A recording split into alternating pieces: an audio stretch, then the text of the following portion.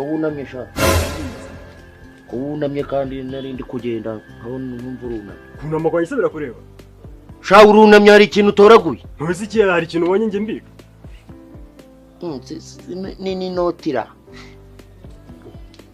amafaranga se yanjye se mpereza akasakumira umwuka byara ako karakanje muhereza iki ako mafaranga ayo mafaranga se nayawe naganje da noze nawe mbonye ndi karaganje ko nagakoreye n'imibare myinshi cyane mugabo ko nakuzi ukabutanze urashaka iki amafaranga yanjye urayitaye gute bigago nagasengeye Imana nambwe ntigendera uzakabona urayabona mu mufuka wanjye rero si note 5,000 utoraguye